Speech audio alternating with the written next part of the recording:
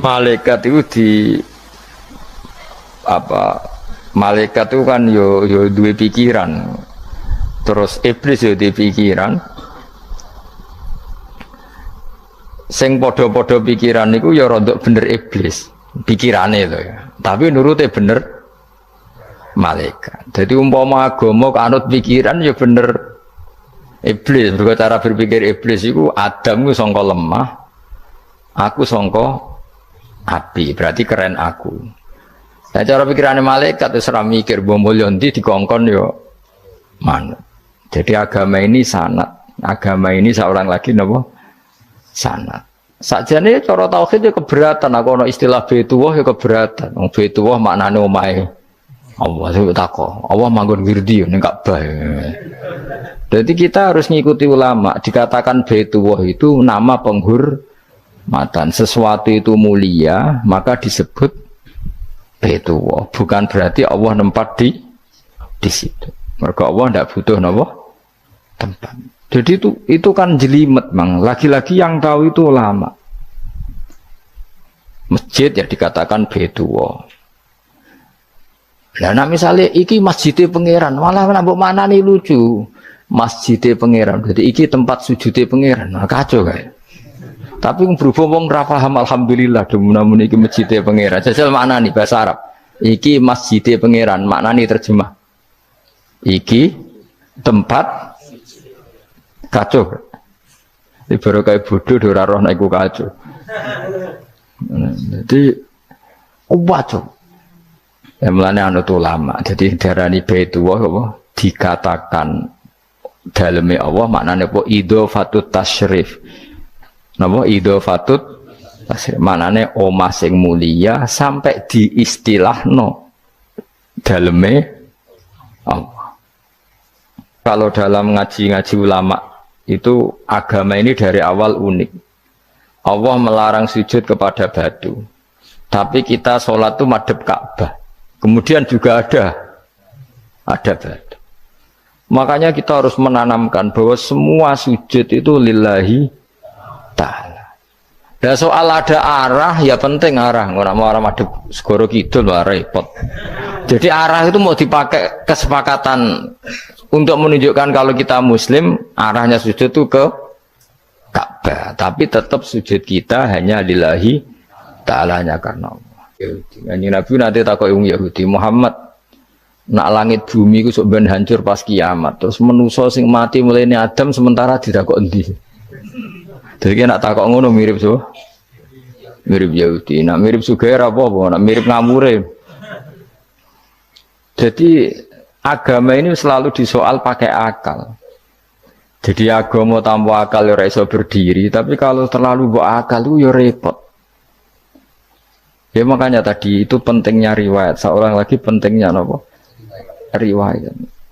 Makanya coro Imam Malik itu nggak suka sama agama di logika itu nggak suka. Karena nanti orang yang punya logika terus merasa lebih punya otoritas terhadap apa? Agama. Ya wis sesuai ngono agama iku angel lho lan nerangno sampean agama iku. Sampai saya kita bedheki, Nabi Adam diusir konti. Swarga. Terus swargane Nabi Adam saiki didakoni. Mergo swarga iku luase sak langit bumi. Lah nek iku saiki didakoni ndi wong. Swarga lebih luas ketimbang langit.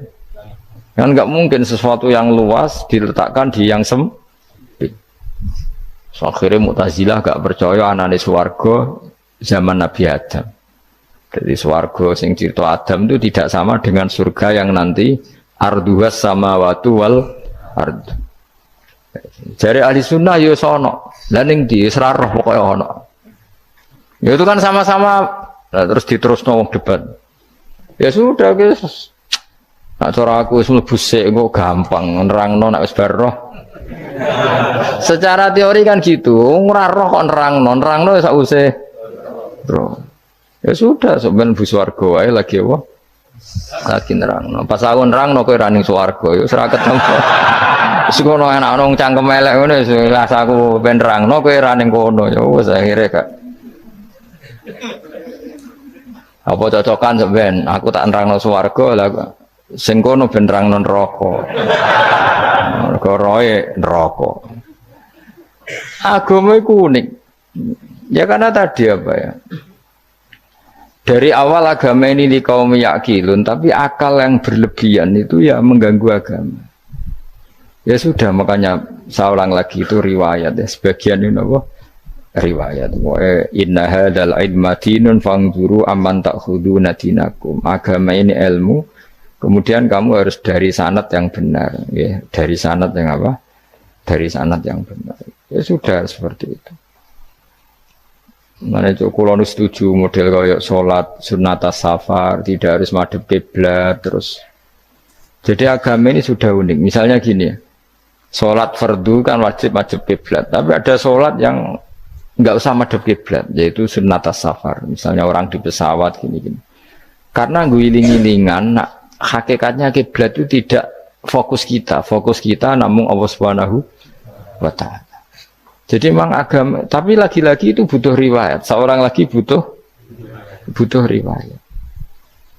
Kalau nggak pakai riwayat terus kok Abu Nawas kabeh. Karena tadi Amerika, seorang lagi Amerika, itu kalau dibor pas New York itu kena Ka'bah. Lah logikanya kalau arahnya pas itu kan bebas arah. Berarti orang Amerika oleh sholat bebas. Tidak bisa seperti itu, ya tetap anut konsensus ulama sana atau tradisi sana, kiblat itu ngambil arah mana, karena dia pas. Ya bumi yang ada arah itu secara akal kan hanya rubuk 1/4. Makanya kalau kamu belajar falak itu ada rubuk, lainnya itu sudah ada arah.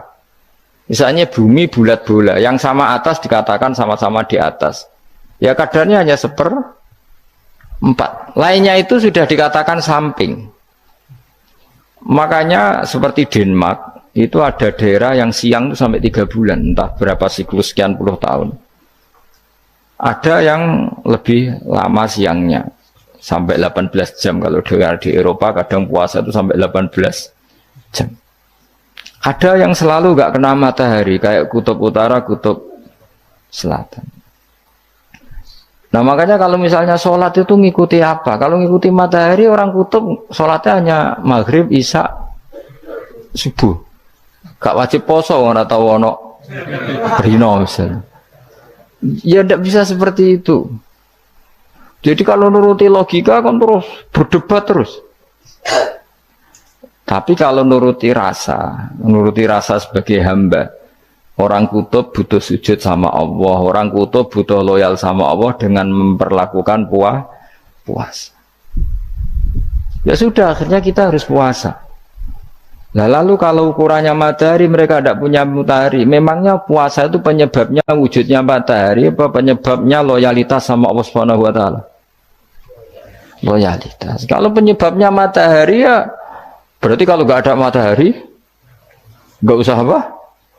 Tidak usah seperti itu cara berpikir, makanya ngikuti ulama. Karena ulama yang tahu tradisinya Allah dan Rasul. Ya seorang lagi ulama yang tahu tradisinya Allah dan Rasul. Meskipun ya kadang saya enak dewe ulama. Mergo ya kadang ya mau kalau bolak-balik ngomong gak diterang nombek cangkem elek ora paham-paham. Makanya masyhur itu ada kiai di debat sama orang rodok PKI. Pak Kiai, kalau setan dari api masuk api kan biasa. Terus susahnya apa? Mau materinya dari api itu. Kiai itu mek lemah, sawurna raine. Loro cung, nggih sakit. Jare wong kok lemah, kena lemah kok loro. Karena serak kena diterang no. Manusia materinya kan dari tanah, berarti kena dipendem urip-uripan. Piye ya? Ya loro ya, lha ya jare kok lemah kok dipendem ning lemah kok. Karena dijelaskan pakai lisan yang baik, gak paham-paham. Sebenarnya kita ini ingin selalu baik, tapi ada orang-orang diterangkan cara baik-baik itu. Wah, kayak misalnya ono wong kondo, Gus kula nu bojo kula cerewet ngene-ngene, apike kula pegat. Dicereweti bojo mbek diarani duda lara ndi? Oh lara diarani duda isen. Kue payu rabi dicereweti, ambek ra payu rabi jomblo, sakit mana? Sakit distatuskan jomblo. Malah kena dicereweti sabar prestasi baru. Mesti Wong ku diwolak-walik. Nah ini jar sekolah tas malan kula seneng mbek Imam Syafi'i. Kowe dirasani wong ning ngarepmu, diomongi, ambek dirasani seneng ndi? Seneng dirasani cara kowe. Jare Imam Syafi'i bukti ke wibawa, buktine ngomong ning ngarepmu rawani. Jadi Imam Syafi'i itu rileks urip. Ya Aba Abdillah, orang yang tadi muji-muji jenengan tuh kalau di luar maki-maki jenengan. Jadi alhamdulillah. Kok bisa, itu kan bukan pengkhianatan. Berarti saya wibawa, di depan saya enggak berani itu. Wong iku sowan Imam Syafi'i, ya cium tangan ya hormat. Tapi setelah di luar menghujat. Singkat cerita dilaporkan ke Imam Syafi'i. Orang yang tadi nyium tangannya jenengan itu di luar ngerasani jenengan. Jadi Imam Syafi'i, alhamdulillah berarti aku wibawa, mendengar kurawani. Ya dianggap enteng saja. Terus ada orang misoi Ja'far Shadiq. Sayyid Ja'far Shadiq itu Sayyid putune Nabi, orangnya soleh alim, gurunya Abu Hanifah. Di antaranya gurunya Abu Hanifah itu Sayyid Ja'far Shadiq. Itu kalau dihujat orang diomongin ini, dimaki-maki, sampai ke rumah. Pas mau masuk rumah, kamu masih ingin maki-maki saya? Iya. Tak tunggu sampai selesai. Setelah selesai, sudah, sampun, sudah. Masih emosi orang, sudah. Kamu misoi saya berdasar apa yang kamu ketahui. Yang tidak kamu ketahui lebih banyak, maka saya tunggu.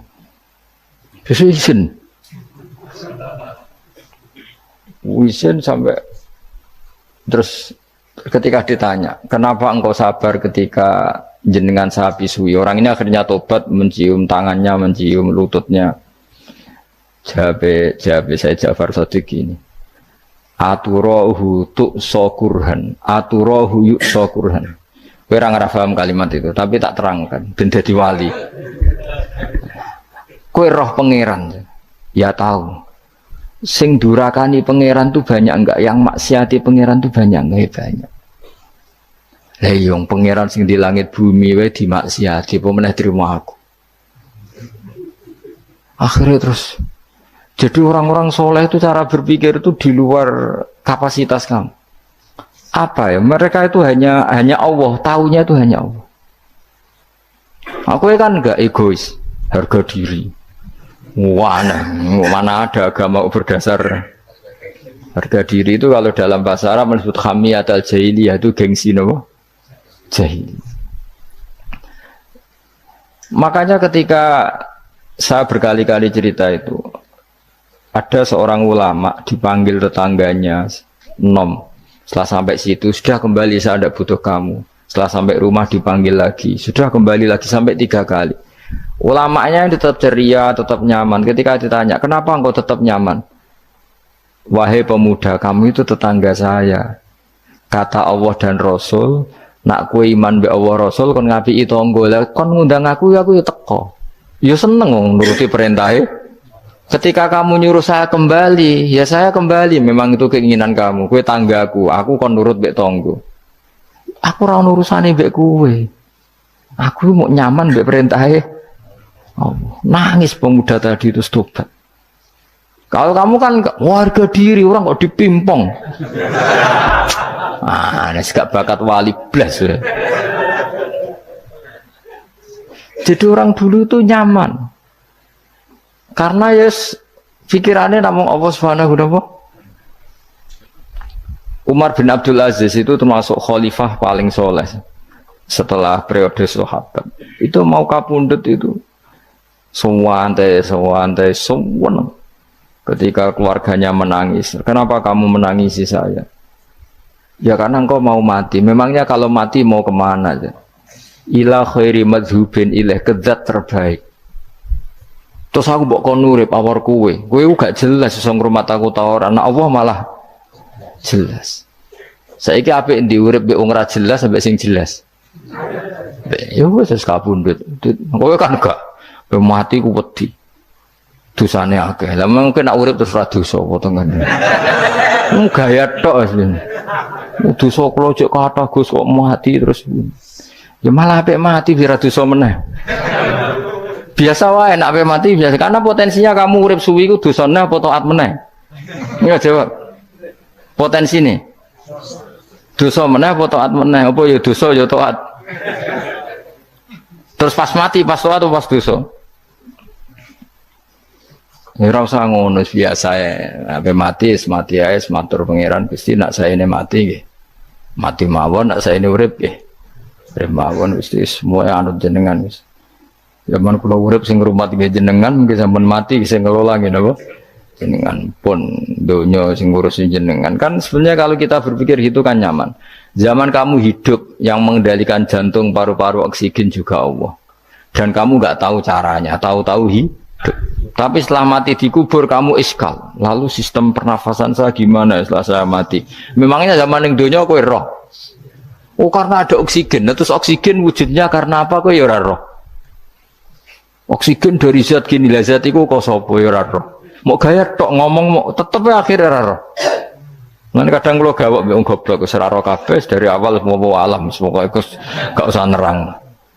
Nah, artinya gini, kalau zaman di dunia kamu tidak bisa mengelola diri kamu sendiri, juga sama setelah mati tidak bisa mengelola diri kamu sendiri. Semua itu al-amru biyadil, semua itu dalam kekuasaan Allah Subhanahu wa ta'ala. Ya sudah, alaihi tawakkaltu wa ilaihi unib. Ya sudah, kita pasrah saja dan kita hanya kembali kepada Allah Subhanahu wa ta'ala. Ya sudah, itu agama.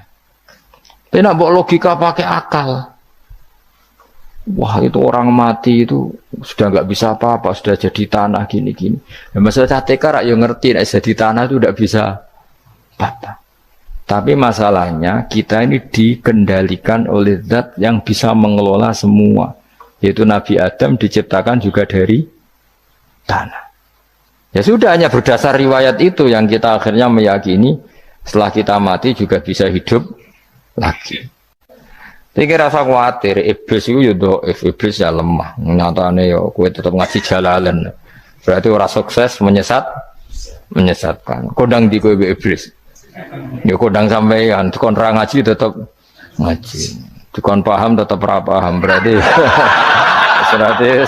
iblis itu enggak keren loh.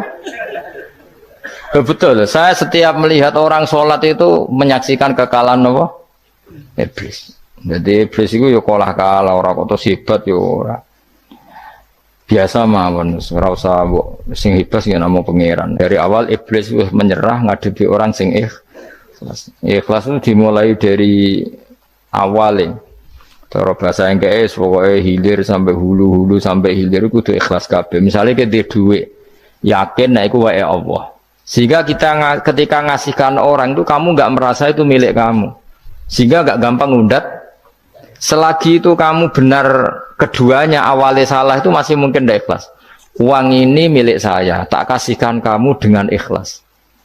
Kalimat milik saya ini menjadikan suatu saat kamu jadi undat-undat karena milik saya. Tapi kalau ikhlasnya dari depan, uang ini milik Allah, ilmunya bahak milik Allah. Terus tak kasihkan kamu juga hambanya. Dari awal kan merasa saya tidak punya apa-apa. Tapi selagi saya ikhlasnya hanya separuh. Ilmu saya tak kasihkan kamu karena Allah, berarti masih potensi enggak ikhlas ya. Jadi kalau ngelatih ikhlas itu harus dua-duanya. Kamu punya uang milik Allah, punya ilmu milik Allah, punya jabatan milik Allah, kemudian kamu kasihkan sesuai perintah Allah, itu lebih mudah ikhlas karena la haula wala quwata illa billah. Selagi masih separuh saja salah, itu potensi berikutnya juga ikut salah. Misalnya aku ngurmat yatim gue ikhlas, duitku tak kena. Kata duitku itu menjadikan suatu saat dulu tak rumat loh, saya jebule lali aku. Tapi kalau alhamdulillah saya pernah digerakkan Allah ngurmat yatim dengan milik Allah juga, sehingga kita sekedar pernah melakukan ketaatan ini senang. Nggak penting berikutnya anak yatim ini nanti peduli kita apa enggak, nggak penting. Yaitu ikhlas ya. Ikhlas itu sesuatu yang semuanya lillahi ta'ala. Ya, inna sholati wa nusuki wa mahyaya wa mamati lillahi rabbil alamin. Itu masyhur itu khilafnya ulama. Apakah malaikat itu termasuk umatnya Kanjeng Nabi Muhammad sallallahu alaihi wasallam?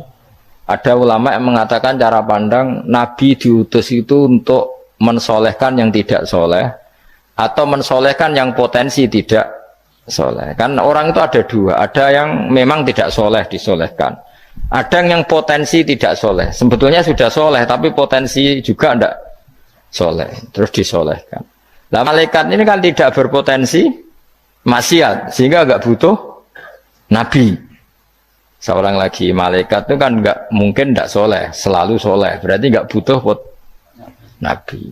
Itu cara pikiran Imam Suyuti. Sehingga dia mengatakan Quran itu memperingatkan semuanya kecuali malaikat. Karena malaikat tanpa diperingatkan sudah soleh. Tapi kata ulama yang lain tidak seperti itu. Malaikat tetap senang sebagai umatnya Rasulullah Shallallahu Alaihi Wasallam karena butuh status tasyrif. Tasyrif itu keren. Nanti ditakoki kowe melok kelompok isopo, melok kelompok Kanjeng Nabi Muhammad Shallallahu Alaihi Wasallam. Sehingga kalau nanti ditanya Allah, mimman anta misalnya, min ummati habibika Muhammad, itu keren. Kayak termasuk umatnya kekasihmu Nabi Muhammad Shallallahu Alaihi Wasallam. Lalu kamu ngikuti apa? Yo min ahsani kitabik, macam ngikuti kitab terbaikmu ya Allah. Sehingga mereka ikut umatnya Nabi bukan karena disolehkan, tapi karena tasrif, satu kehormatan. Itu yang diikuti ulama. Tradisi kita ahli sunnah ngikuti yang pendapat itu, ngikuti bahwa malaikat pun suka dikategorikan umatnya Kanjeng Nabi Muhammad Sallallahu Alaihi Wasallam karena nambahi tasrif. Nambahi apa? Tasrif. Masyhur itu Imam Suyuti dalam hal ini kita ngikuti ulama mayoritas, bukan ngikuti yang ini. Masyhur kan Jibril ditanya, kan itu ketika Jibril ketemu Nabi Muhammad ditanya, untungnya apa kamu jadi safir? Safir itu kira-kira terjemahan bebasnya panitia saya. Jibril itu kan ya jauh dari langit turun bumi, dari langit itu kan jauh. Terus kamu untungnya apa? Karena Jibril itu tahu betul peristiwa yang pernah dilakukan Allah. Yaitu kayak apa malaikat yang di langit bisa diusir karena kesalahan tertentu. Malaikat yang sok suci kayak siapa itu Harut Marut juga dihinakan seperti itu. Dan Jibril tahu betul Allah itu yafalu ma yasa. Jadi yang sekarang malaikat bisa saja jadi pokoknya tahu betul Allah bisa melakukan apa saja. Karena Jibril tahu betul Allah, karena dia ketua malaikat. Kan kita tahu misalnya ada sejarah siapa? Harut Marut, dari malaikat menjadi hina seperti itu. Terus Jibril akhirnya tanya, ya sudah, Jibril punya apa, terus ditanya Nabi, kamu untungnya apa setelah jadi safir saya, jadi panitia yang ngurusi wahyu. Terus kata malaikat Jibril, saya tidak pernah merasa aman, apakah saya selalu dalam posisi ini, posisi terhormat, kecuali setelah menjadi safir, menjadi pelayan kamu, ketika aku distatuskan oleh Allah, apa itu, innahu laqaulu rasulin karim dzi quwwatin indadil arsy makin muta'in tamma amin. Terus ganti fa amin tu ba'du, baru setelah itu saya merasa aman, bahwa posisi saya aman, karena Quran itu abadi ila yaumil qiyamah ila mala adalah semuanya Quran itu abadi, dan di Quran itu saya distatuskan muta'in sama amin. Berarti saya merasa aman, tidak akan dirubah kestatusan saya malaikat semenjak saya jadi safirmu. Intinya Jibril juga mendapat kehormatan karena ngitmai Quran. Paham ya? Makanya kita di sini mengatakan ini pendapat Imam Suyuti, tapi hampir semua ulama berpendapat apa? Malaikat pun ikut mendapat berkahnya Kanjeng Nabi Muhammad Shallallahu Alaihi Wasallam. Jenenge apa? Berkah tasrif, apa berkah apa? Tasrif. Jadi punya status kehormatan. Nah, yang dikatakan Imam Suyuti itu murni logika. Murni logika tadi, yang namanya Quran itu memberi peringatan supaya yang enggak soleh menjadi soleh, dan malaikat tidak butuh itu karena sudah selalu soleh ya. Jadi itu logika saja, tapi kita berkeyakinan malaikat pun butuh, tapi untuk kehormatan.